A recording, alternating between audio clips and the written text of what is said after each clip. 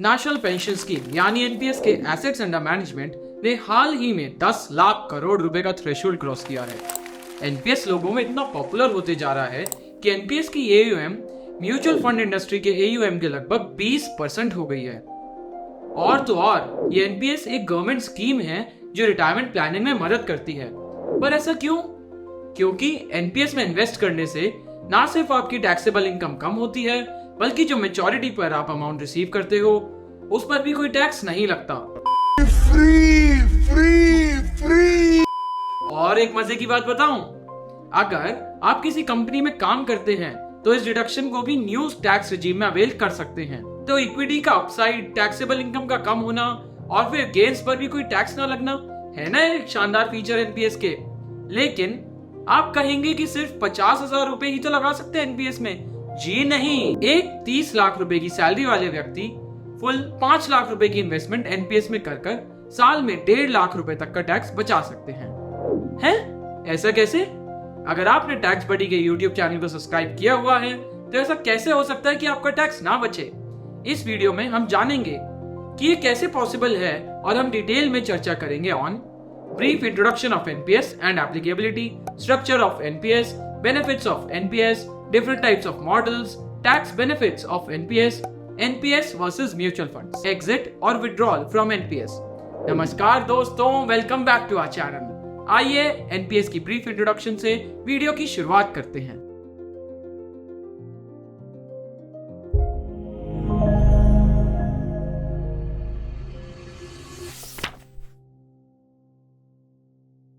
सरकार पहले government employees को रिटायरमेंट के बाद पेंशन दिया करती थी, लेकिन सरकार के कंधों पर इस ओल्ड पेंशन स्कीम का खर्चा बहुत ज्यादा आ रहा था।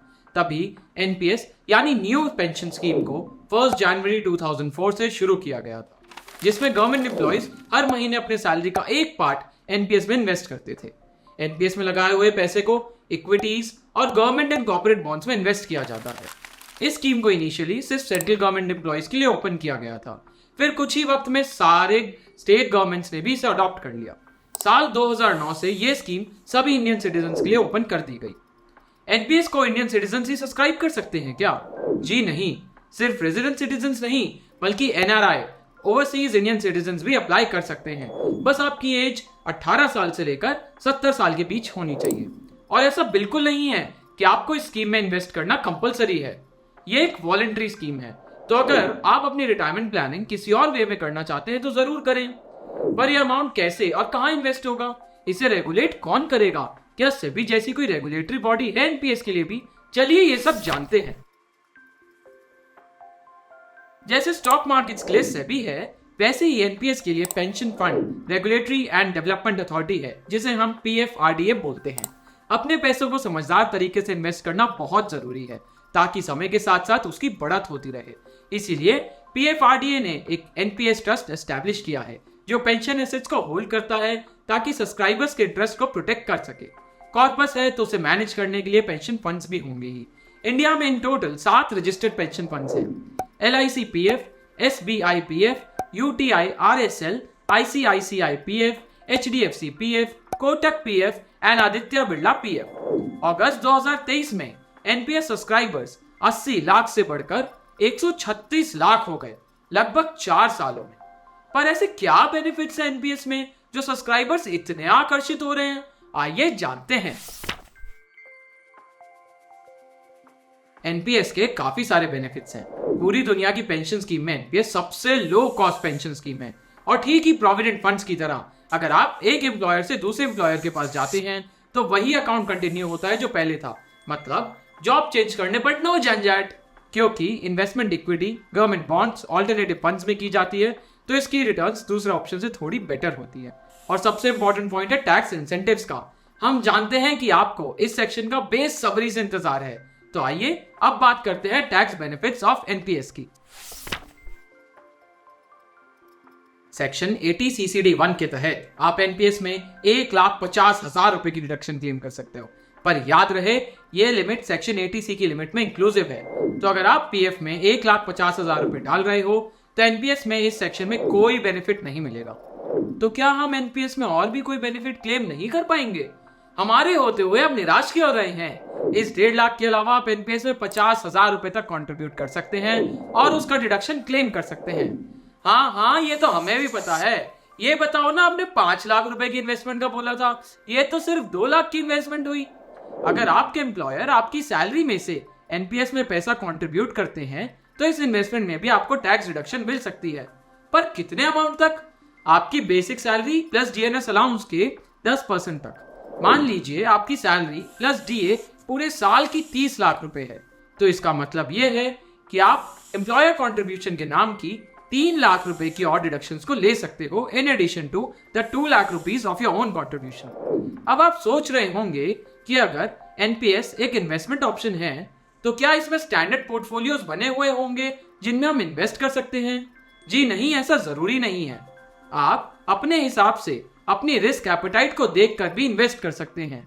अब चलिए हम डिस्कस कर ही लेते हैं एक बार बहुत ही इंटरेस्टिंग पार्ट को, that is NPS versus mutual funds.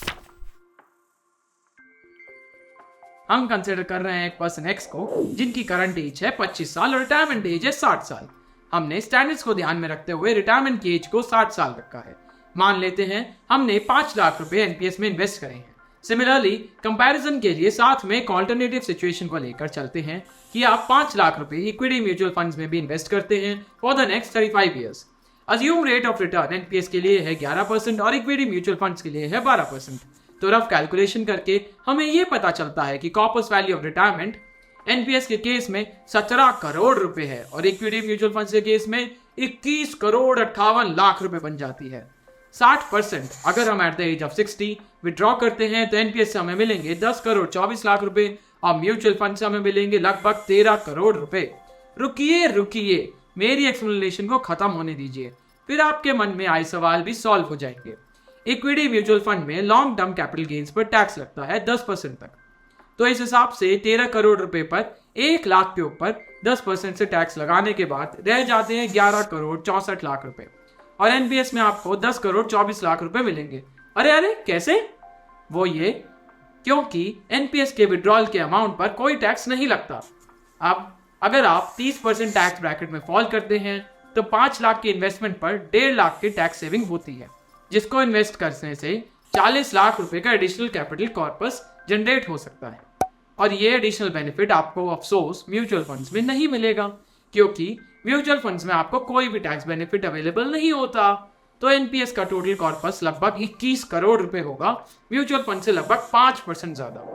तो ये सब तो ठीक है, पर जो बचा हुआ 40% है उसका क्या होगा? उस पर आपको कंपलसरी एन्युटी लेनी पड़ती है। इसका मतलब ये कि आपको बचे हुए 40% एनपीएस के कॉर्पस पर कंपलसरी पेंशन मिलेगी जो टैक्सेबल होगी। In most of the cases ये पैसे आप अपनी लाइफ टाइम में विड्रॉ नहीं कर पाएंगे। ये पैसा एक एनपीएस इन्वेस्टर की डेथ के बाद ही उसके नॉमिनी को मिलता है।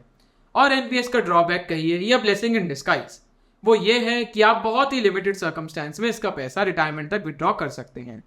लिक्विडिटी नहीं रहती, इसलिए ये शायद अच्छा ना हो, बट अदरवाइज लोग अपनी इन्वेस्टमेंट्स को विड्रॉ कर लेते हैं। इन्वेस्टर्स कभी कभी मार्केट को टाइम करने की भी गलती कर बैठते हैं।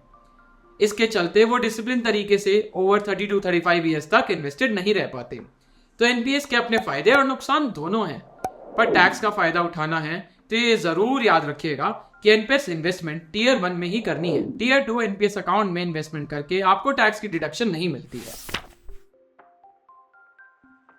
एनपीएस एक ऐसा इन्वेस्टमेंट टूल है जिससे आप बहुत ही अच्छी तरीके से टैक्स एंड रिटायरमेंट प्लानिंग कर सकते हैं।